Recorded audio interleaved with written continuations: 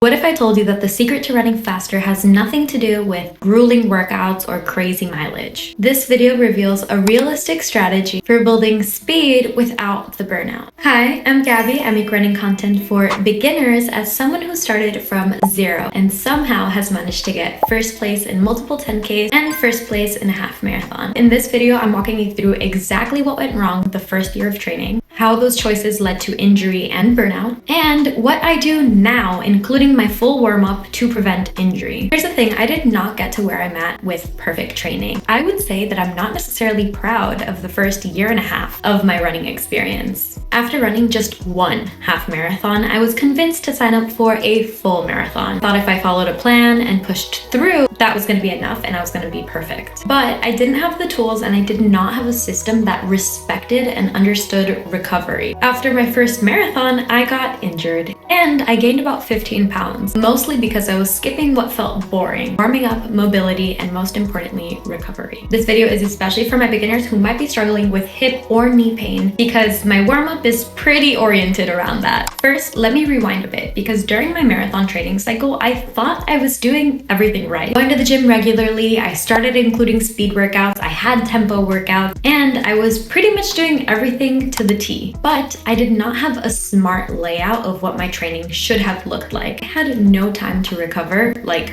at all. I would do my leg day on my non-running days, which I now realize would not give my body enough time to bounce back. Even on the days that were supposed to feel chill, I would squeeze in some runs just because I thought it was cool to have extra mileage. Then once my long runs started to pick up in the 15, 18, 20 mile range, I completely dropped strength training as a whole. Not because I didn't believe that strength training was important, but because I was so fatigued and tired from running for hours that I just did not see where I would fit strength training in my week. By the time race day came, I felt fine. I'm gonna be really honest, I felt really strong the first half.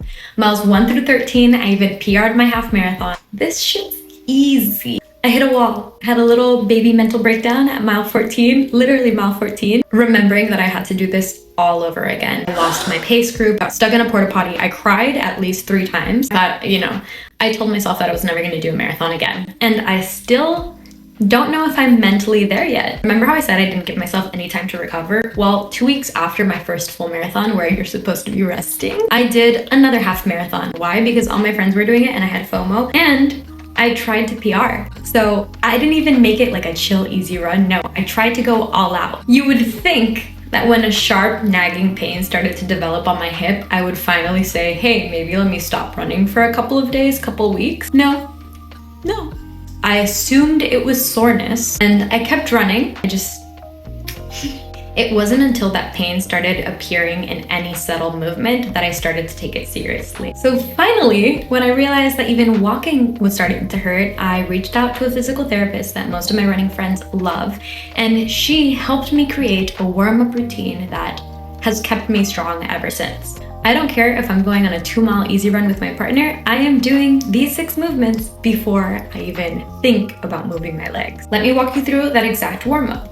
First, we're doing 90-90 hip openers. This is where you sit on the floor and you sway your legs side to side. A key indicator to tell me if I'm feeling a little bit too stiff and if I need to prioritize a specific leg. Second, I'll do Nordic reverse curls. These hurt a bit. I will be honest, they hurt a bit, but they are huge for knee and hamstring health. They're great for balance and also great for waking up other little trinkets in your legs. Third, I will do side plank with a march. You've probably seen me do this in every single video of my Getting Faster series. It's the easiest one to record, quite honestly. This one's really great for deeper core strength and hip mobility again. Fourth would be lateral toe taps with a resistance band if I'm warming up, and on strength training days, I will do this movement with a barbell. This is also really great for glute activation and the outer side of your leg, your hips. Great one for your hips. Fifth would be plyometrics, like hopping in one place, on one leg, on both legs. Finally, I'll do some dynamic mobility like leg swings, arm circles, or high knees. By the time I'm done with these 6 movements, I'm feeling really good, but I will always and still do 15 to 20 minutes of light jogging before getting into my run workout. Now, this doesn't apply if I'm just doing an easy run overall. If I'm just doing an easy run on that day, I will still do 15 to 20 minutes slower than the easy pace that I was aiming for, but I will always, always, always get 15 to 20 minutes on my legs, light movement before my workout. Obviously, everything that I'm sharing with you is optional. By no means do you need to do any of these things, but I will be listing them out in the description in case you want to copy paste them for your future warm-up. I also understand that not everyone has the time or want or energy. Use 30 minutes of their designated workout time for just warming up. I will tell you, your legs, your body, your mind, everything will thank you for it. Anyway, what's different now about my routine isn't just the warm-up. My ability to listen to my body. Listen to the kinks and tweaks before it starts yelling. Doing the warm-up and that feels off for whatever reason, I would much rather call it, take an Epsom bath, keep my legs elevated, and wait until the next day. Even though it might sound like a small decision, over time, the more you don't listen to your body, the more it'll build up and it'll creep into you when you least want it to. Warm-ups are not just for race day. Please listen to your body, treat it with respect, and it will support you through whatever training, whatever goals you have and you want to reach. If you found this video helpful, please let me know in the comments. Also, if you have a specific warm-up movement that you enjoy, let me know. I would love to add something new to my routine. Don't forget to like, subscribe. I will see you next week. I'm quick to respond to the comment. I do want to say I appreciate all of you. We are finally at 10K subscribers. Okay, bye!